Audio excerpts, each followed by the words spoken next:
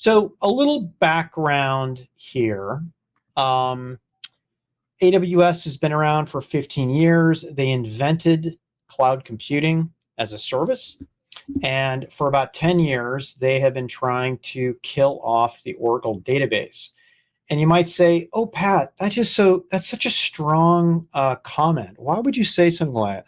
Well, maybe it's because AWS has a database called Redshift, and Oracle's primary color is red, and they might want customers to shift from Oracle to Redshift. And I would say the last 7 reInvents that I've either watched online or attended, maybe not last year, there were direct swipes at Oracle, particularly when Andy Jassy was delivering the message. So hopefully you believe me that they were trying to kill Oracle. Well, here's the deal.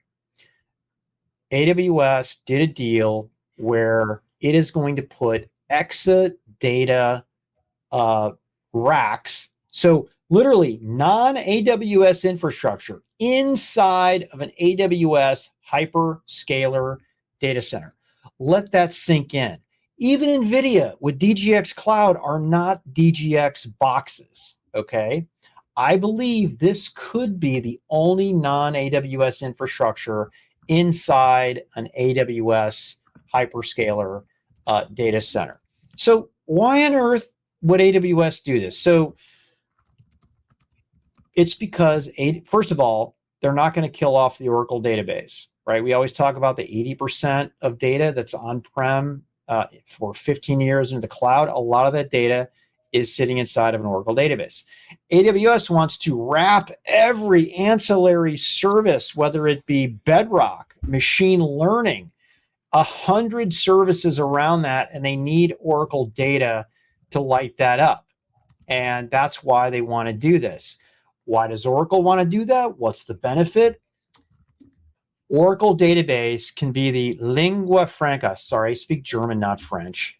It essentially becomes my favorite term, Dan. What am I going to say?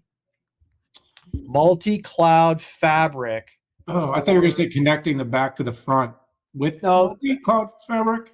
That's what the multi-cloud fabric. Essentially, if you standardize an Oracle database, you can access services from Google Cloud, AWS, Azure, and of course, inside OCI and baby on-prem.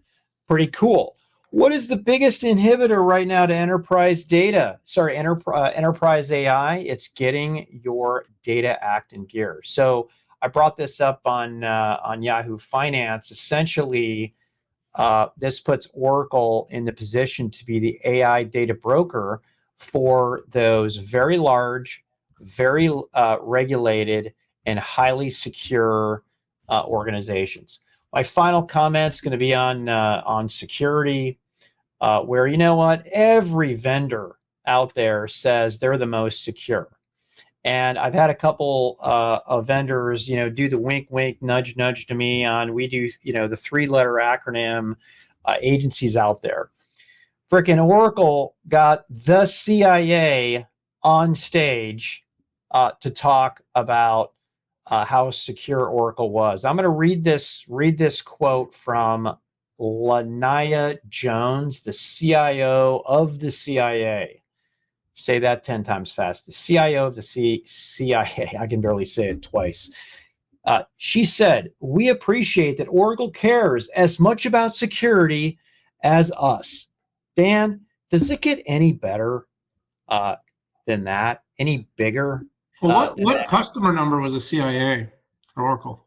Number 1. Thank you for asking me. Anyways, there was a lot of stuff that went on. I mean, there was, we talked to Steve Miranda, who runs Oracle Fusion. We talked to leadership, CEO Evan Goldberg of NetSuite. And maybe, one of the topics you might want to talk about is AI pricing. Yeah, well, that's a really interesting one as well, Pat. I mean, you hit the database news really. Look, so Pat, this is a bit of an inflection on our whole hybrid, and lots of workloads are on-prem. All these companies that have sort of leaned hard on that. A lot of the conversations about repatriation. Interesting here. What's the biggest on-prem workload for most enterprises today? It's their ERP.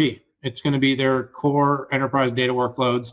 That's ERP, CRM workloads, sometimes if you have older systems, but those are often in the clouds already. Supply chain data, HR data, other things that you've run on-prem. And of course, you have different analytics platforms. Long and longer has been, not having AWS and Oracle synced up has been sort of a boondoggle for some of the on-prems. Now you suddenly have a situation where no matter which public cloud provider you use, you get Exadata, Oracle in the cloud, in their data center, fast speed, low latency, high quality. Pat, you said hell hath frozen over. I mean, look, I just saw that as a partnership that would never happen. Now it's happened. And I think it really changed the trajectory, Pat, of everything in that particular space right now. It also really positioned Oracle well. Oracle liked to say that it was kind of the only full stack. We know and we agree that that's not necessarily the case. Microsoft has a very full stack, hardware, database, software application. But having said that, there really are only a couple. And when it comes to the volume of the workload, the ERP database workloads, Oracle's the dominant, SAP, the biggest two in that particular workload. So all of a sudden, that you've really changed the trajectory of the whole business. Any cloud, and of course it runs incredibly well on its own cloud, and its own cloud grew really quickly. So Pat, this was good news, big news. I think it sort of stole the show at Oracle Cloud World. And I think this really sets us up pretty well to flow into the next topic.